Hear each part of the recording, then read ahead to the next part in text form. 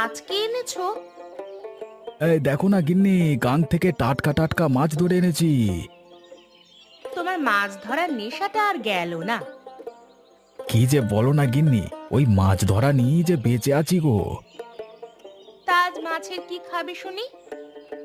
আজকে তুমি মাছগুলোকে গরম গরম করে ভেজে ফেলো দেখি, অনেকদিন মাছ ভাজা খাইনি।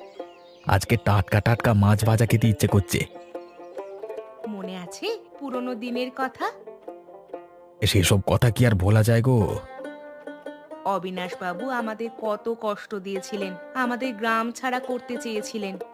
অবশেষে আমরা আজ নদীর ধারে বাস করে একরকম সুখেই আছি বলো। হ্যাঁ, আমাদের মতো মানুষের যাদের জীবনের চাহিদা অল্প, তারা তো আমাদের মতো অল্পেই সুখ খুঁজে নিতে পারে। তবে তুমি পাশে না থাকলে আমার জীবনে বোধহয় কোনোদিন সুখ আসতো না গো।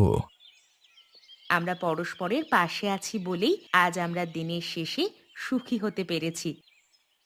হ্যাঁ, এই গাং আমাদের আপন করে নিয়েছে। এই নদী যদি আমাদের আপন করে না নিত, তাহলে আমরা যে আজকে কোথায় ভেসে যেতাম। প্রকৃতি কখনোই কাউকে ধোকা দেয় না গো। ধোকা দেয় মানুষ, ধোকা দেয় সমাজ, ধোকা দেয় ক্ষমতার দম্ভ।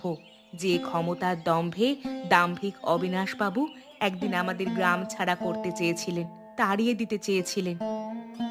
থাক গিন্নি, সেসব পুরনো কথা। আজ আমরা সুখী হয়েছি, এটাই বড় কথা। আর তাদের দোষ থেকে কি হবে বলো? তুমি বরং যাও, মাছগুলো গরম গরম ভেজে ফেলো। আমরা আজ গরম গরম মাছ ভাজা দিয়ে ভাত খাবো। হ্যাঁ, যাই গো, আজ আমিও বড় খুশি হয়েছি।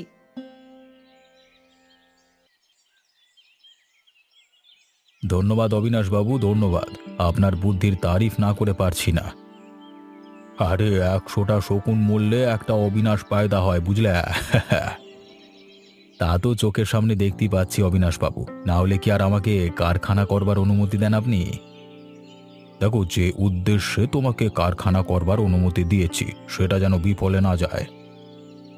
আরে না না, সেসব বিফলে যাবে কেন? গ্রামের লোকগুলোকে দেখুন না, একেবারে জুজু করে রেখে দেবো। হ্যাঁ হ্যাঁ, সেটাই হচ্ছে আসল কথা। ওদের মধ্যে কেউ যেন আর মাথা তুলে দাঁড়াতে না পারে। যে বেটা মাথা তুলে দাঁড়ানোর চেষ্টা করবে তাকে ওই নদীর ধারের চড়ায় পুঁতে ফেলবে। এসব কাজে আমি সিদ্ধহস্ত, জানেন তো অবিনাশবাবু। সেই কারণেই তো এত লোক থাকতে আপনাকে কারখানা করবার অনুমতিটা দিয়েছি। সেনবাবু, জানবেন ওসব নদী দূষণ বড় ব্যাপার নয়, বড় ব্যাপার হচ্ছে